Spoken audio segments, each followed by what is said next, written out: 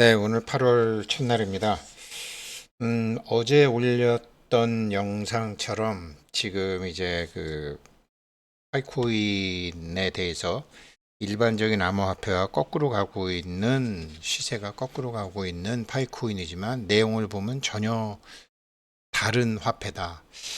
그리고 지금 이제 모든 암호화폐에 이슈가 되어 왔던 한 달 이상 18일 이후로 계속 이슈가 되어 왔던 미국의 이제 코인 3법, 그 코인 3법은 사실 은행을 보호하는 그런, 은행을 건드리면 안 되잖아요. 특히 천재법, 지니어스 로 같은 거는 은행을 보호하기 위한 노력을 굉장히 많이 했죠. 그러니까 스테이블 코인이 이자를 못 주게 했죠. 은행은 이자를 줄 수 있지만 스테이블 코인은 이자를 못 주게 했죠.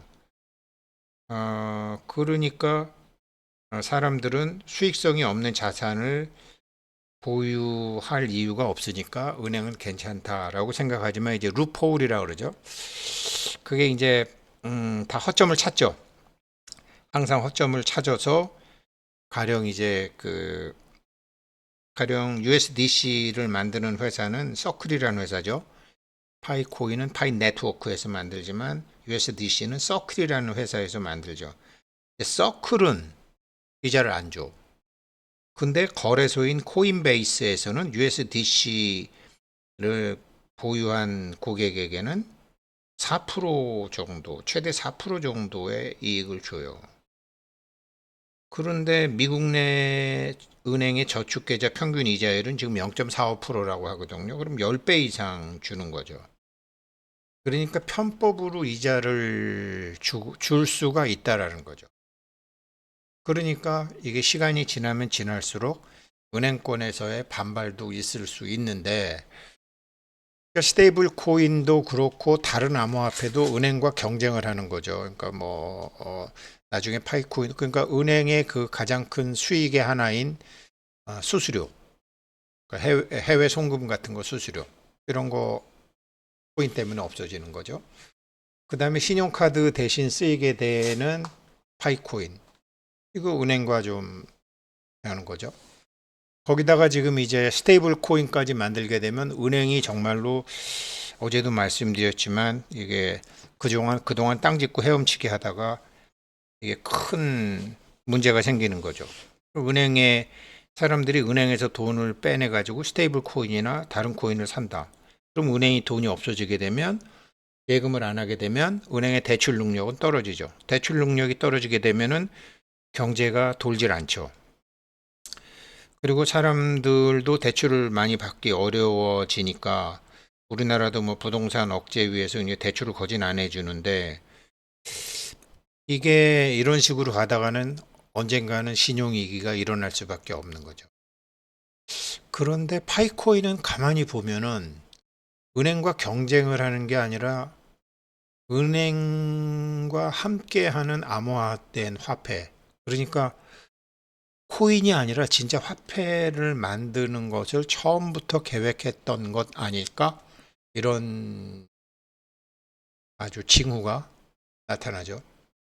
가령 예를 들면 쉽게 얘기하면 지금 이제 미국 코인 3법에 대한 은행권의 실태를 파이프롬 유에스님이 재밌는 비유를 했던데, 쉬사우동이라는 사람을 아는 사람들이 많을 거예요.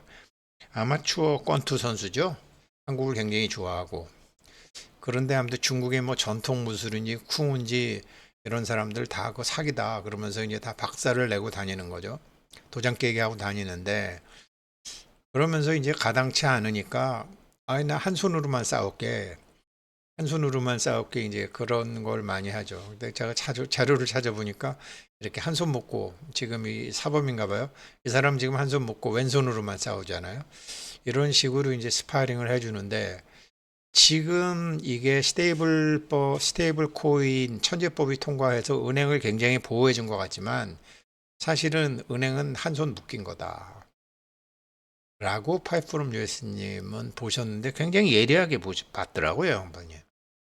그래서 이건 점점 은행이 불리해지는 게임일 수밖에 없다. 이제 그러면서 이게 본격적으로 이게 미국의 금융상법이, 지니어스법은 뭐 308대 122 압도적으로 이 스테이블 코인은 통과했고, 그다음에 이제 반 CBDC는 294 대 134. 이것도 뭐 아니 저기 디지털화 저기 증권이냐 상품이냐라는 그것도 거진 압도적으로 그렇게 됐고, 중앙은행 디지털 화폐를 못하게 하는 거는 219 대 210 이 정도로. 그러니까 이제 클라리티법, 증권이냐 상품이냐 가름말을 정확히 타자. 그다음에 스테이블 코인 이거 천재법은, 이거는 이제 많은 미국의 상원과 하원이 다 통과했다라는 거죠. 근데 이 통과가 그냥 코인이 좋다가 아니라, 은행이 시간이 지나면은 이거 봐라, 이거 우리가 앉아서 바보 되네, 우리가 한 손 묶고 싸우는 격이 되네, 이렇게 된다라는 거죠. 그러면서 그 증거로 지금 이자를 못 주게 했지만, 지금 현재 USDC에 대한 이자 APY, 참 APY는 Annual Percentage Yield더라고요. 그러니까 복리 이자로 계산하는 거더라고요. 이런 식으로 해서 지금 굉장히 많이 벌써 이자를 받고 있다. 은행 이자와는 비교가 안 될 정도 이자를 받고 있다. 그래서 APR과 APY, 그러니까 APR은 이제 그 APR은 지금 APY, 그러니까 이건 차이가 복리, APY는 복리 이자를 사용한다. 그러니까 코인 회사들은 복리 이자를 준다라는 거죠. 그러니까 뭐 달리하고 복리는 어마무시하게. 그런데 누가 주느냐? 법으로는 못 주게 하니까 3쿠션으로 준다라는 거죠. 현재까지 USDC 코인이 있는데, 제일 이게 뭐 USDC 코인이 스테이블 코인으로 제일 많이 쓰니까 얘네를 개발한 데는 서클이라는 거죠. 서클에서 주는 게 아니라는 거죠. 서클에서 주는 게 아니고 거래소에서 준다라는 거죠. 쿠션으로 주는 거죠. 이게 나중에 글쎄요. 그러니까 은행권이 이거를 알게 되면 이번에 이제 이 3법이 은행을 보호하기 위해서, 그래, 저기 니네는 그 대신 스테이블 코인 니네는 좋은데 이자는 못 줘. 니네는 저기 이자는 못 줘. 이러면서 했다라는 거죠. 그래서 은행을 보호하는 게 돼 있지만, 항상 그 법의 허점인 루프홀을 찾아서 뭔가를 하는 핀테크 같은 회사들은 이미 이런 거래소를 통해서 3쿠션으로 맡긴 사람들한테 그 이익을 주는 게 되기 때문에, 은행은 대세에 물려서 눈 뜨고 당한 것이다. 거기다가 은행은 엄청나게 엄격한 규정도 준수해야 되죠. 준비금 요건도 갖춰야 되죠. 예금의 일부를 또 중앙은행에 적립해야 되죠. 그거는 대출도 안 되죠. 거기다가 은행이 망하면은 최대 우리나라도 5천만 원까지는 예금보험공사에 또 보험을 해야 되기 때문에, 이런 조건들이 은행들은 다 있다라는 거죠. 그런데 서클, 테더 이런 스테이블 코인은 별로 감독도 별로 안 받고, 뭐 이렇게 뭐 잘못됐을 때 물어줘야 되는 요건도 없고, 뭐 망할 수 있잖아요. 보통 딴짓해서 망하거든요. 딴짓을 해서. 이거는 돈이 되는데, 돈 번 이런 기업들이, 그러면 이렇게 망하게 되면 어떻게 되느냐? 그러면 코인 갖고 있던 사람은 다들 등신되는 거죠. 그렇기 때문에 그런 도덕적인 해임, 모럴 해저드 같은 상황이 있기 때문에, 이 지금 여기서는 스테이블 코인에 대한 이렇게 다 스테이블 코인에 대한 이런 천재법이 통과가 돼서 지금은 와와 하지만, 은행권 월스트리트에서 가만히 있지 않을 것이다. 굉장히 강한 법적 요구 조건을 또 로비를 해갖고 만들 것이다. 그렇게 되면 실제로 남아있을 코인은 그렇게 많지 않다. 그런 것을 몇 년 전부터 다 살펴보고 KYC나 KY 같은 것을 처음부터 한 게 파이 네트워크다. 이게 그 파이프롬 US님이 보신 그 견해예요. 그러니까 서클이건 테더건, 걔네들이 이제 미국 국채와 같은 이런 안전 자산에 맡길 수도 있고, 하지만 그렇다고 해서 안 망하냐고요. 서클의 자산을 보유한 은행이 망할 수도 있고 서클이 망할 수도 있잖아요. 이게 달러나 원화 같으면은 나라에서 책임을 지는데 이게 암호화폐는 은행이 망해도 서클이 망해도 아무도 책임질 사람 없다라는 거예요. 그러면 은행에 맡긴 돈은 5천만 원까지 보장이 되지만 이 코인은 어떻게 할 것이냐? 아무도 보장해 주지 않는다. 사실은 아무도 보장해 주지 않는다가 정답이기 때문에 결국은 은행권이 반대를 많이 하고 나중에 이제 어떤 코인을 제도권으로 이 코인을 제도권에서 받을 것이냐 말 것이냐에 굉장히 많은 심사를 하겠죠.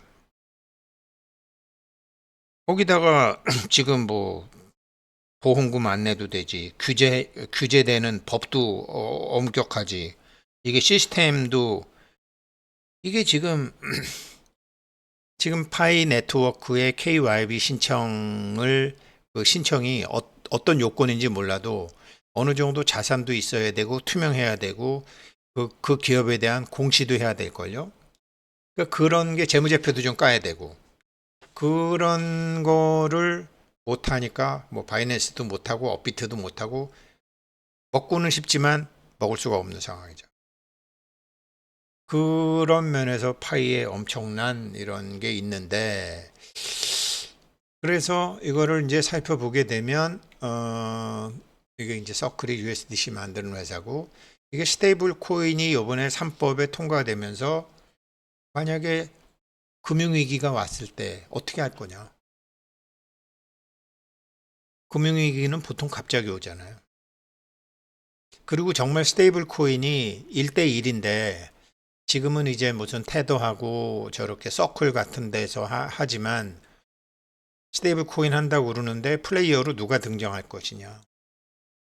스테이블 코인 어떻게 활용할 것이냐. 은행 시스템과의 차이는 뭐냐.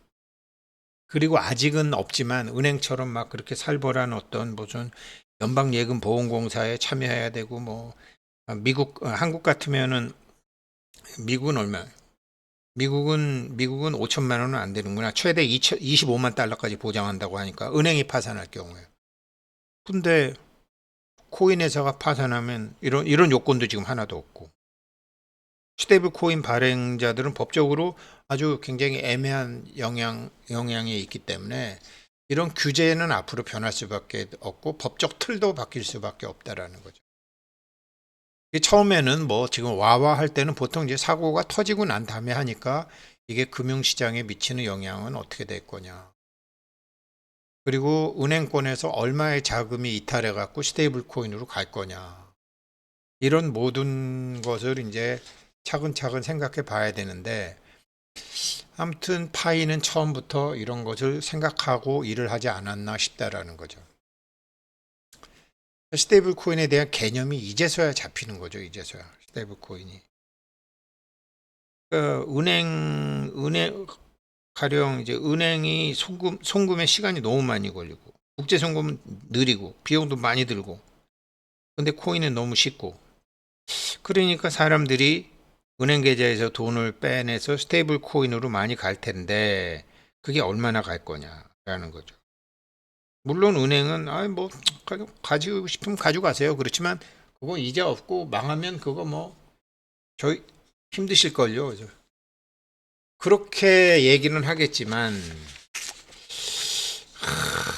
그래서 아무튼 요게 이제 은행권이 그 위기에 처하는 첫 번째인데 어제 이제 지니어스법 같은 게 통과가 되고 나니까 이제 암호화폐는 더 이상 불법 천지가 안 되고 정리가 되기 시작하고 시스템에 통합이 돼서 이제 법에 의해서 보호되는 그런 규제 틀이 다 만들어질 거라는 거죠. 규제 변화와 법적 틀이 만들어질 거라는 거죠. 법률 준수해야 되죠. 그리고 미국 법을 따라야 되는 거죠. 파이코인 같으면은 미국 법인을 따라서 이제 하는 거고. 여기에 어긋나는 프로젝트는 이제 하나둘씩 없어지겠고, 한국도 그런 많은 코인들이 하나둘씩 없어지겠죠. 이미 그런 것들이 이제 업비트에서 상장 폐지되는 것들이 나오잖아요. 그런데 파이는 아무튼 사람들한테 굉장히 비판을 많이 받았는데도 몇 년 동안 굉장히 조용하게 법적 어떤 규정, 그런 준수 기반을 하나 둘씩 다 해왔다라는 거죠. 다른 암호화폐들이 막 가격을 올리는 동안 얘네들은 터전을 다졌다라는 거죠. 어제 제가 김 선생하고 밥을 먹으러 갔는데 옆에서 계신 분이 뭐제 또래 되신 분인, 노가다 10장인지 노가다 5장 정도 되시는 분인데 이제 그 이제 밑에 젊은 노동자들을 얘기하는 건지 이런 얘기를 해요. 지들이 땅 팔 줄 알아? 땅도 팔 줄 모르는 것들이에요. 제가 처음에는 그 소리만 듣고 땅 파는 게 뭐 특별한 노하우가 있나? 이제 그랬더니 이제 이분 얘기를 들어봤더니 이제 건축 뭐 이런 걸 하시나 봐요. 그 지들이 땅을 팔 줄 알아. 집안을 다질 줄 알아. 자기는 어떻게 공사 현장이 생기면 6시 반에 나가서 1시간 반 동안 오늘 하루는 어떻게 할까 다 살펴보는데 8시에 간당간당하고 와갖고 월급 똑같이 달라고 그러고 나라가 망해봐야 알지 뭐 이러면서 이제 요즘 젊은 사람들을 얘기하는 건지 안 그러면 그 공사 현장에 오는 외국인들을 얘기하는 건지 처음에는 지들이 땅을 팔 줄 알아. 뭐 땅이야, 땅 파는 게 무슨 특별한 노하우가 있나? 제가 이렇게 이제 생각을 했는데 이제 조금 얘기하면서 보니까 땅을 팔 줄 알아, 집안을 다질 줄 알아. 파이코인이 6년간 그 견고한 땅을 파고 기반 다지는 거랬죠. 거대한 커뮤니티를 만들어가고 그러면서도 그렇게 욕을 먹어가면서도 강력한 규정 준수로 지금 뭐 KYC나 마이그레이션 같은데 여러 가지로 이제 그런 걸 하고 있는 거죠. 그래서 이게 여태까지 세상에 존재하지 않았던 어떻게 보면 은행권에서 거대 자금이 암호화폐로 옮겨가는데 이게 그냥 그래 가져가세요라고 은행이 그럴 리도 없고 분명히 새로운 시대에 새로운 수요가 폭발적으로 생기는데 그렇게 은행권에서 토를 다룰 수 없을 정도의 필요 충분 요소를 다 갖추고 있느냐. 법규 준수를 하는 게 게임에서 승리하는데 가장 큰 요인이 되는데 법규 준수를 할 수 있느냐. 파이는 이게 틀림없다라는 거죠. 기술이라든가 생태계, 그 다음에 법적 뭐 지위 이런 거를 다 통합해서 파이코인을 봐야 된다면 사실은 지금 봐도 5달러 이상은 봐야 된다라고 파이 프롬 US는 생각한다. 그런데 지금 사람들이 이런 안목이 없으니까 그냥 지금 5달러의 반인 0.5달러 정도에 거래되고 있다. 그렇지만 서운하지는 않다. 모든 사람들이 그렇게 냉정하게 볼 수 있는 안목을 가진 것 아니니까. 이러면서 이제 제가 이분 내용이 참 좋고 우리도 알 필요가 있어서 제가 이제 설명을 해드린 거예요. 스테이블 처음에는 파이코인 스테이블 코인 아니니까 신경을 안 썼는데 이, 이 천재법에 담긴 내용, 어떻게 은행을 규제했는지, 그리고 어떻게 은행을 도와줬는지 그랬는데 그것을 피해서 다른 암호화폐들이 할 수는 있지만 그 위험성에는 어떤 위험이 있는지, 그런데 그 위험을 줄이거나 그 위험을 최소화시키는데 파이코인은 어떤 일을 했는지 이렇게 보는 거죠. 그래서 지금 뭐 제일 유명한 게 이제 뭐 테더, USDC 코인 이런 게 있는데 얘네들이 무슨 은행처럼 안 망한다고 볼 수 있느냐. 그 다음에 얘네들이 뭐 최소 예금 보장해 주는 게 있느냐. 없다라는 거죠. 니네 이자 주면 안 돼. 그런데 쿠션으로 거래소가 준다라는 거죠. 그러니까 파이코인에서 왜 거래소 KYB에 그렇게 신경을 쓰는지도 알 수 있는 거죠. 무조건 뭐 가격 올리는 게 문제가. 국제 송금이라든가 이제 거래의 효율성이라든가 마켓에서 사용성 같은 게 점점 늘어나고 있는 거예요. 이게 은행과 비교를 해보게 되면 전통은행의 수익 구조에 심각한 영향을 미치고 있다. 고객예금의 감소가 될 수 있다. 이게 핵심이다. 그러면 은행은 가만히 있겠느냐? 은행을 보호한다고 했지만 은행도 방어를 할 것이다. 은행이 어떻게 방어해? 모든 규칙과 법을 자기네들이 지켜야 되는 거와 똑같은 요구 조건을 할 것이다. 그러면 그것을 거기에서 살아남는 암호화폐가 몇 군데나 될까?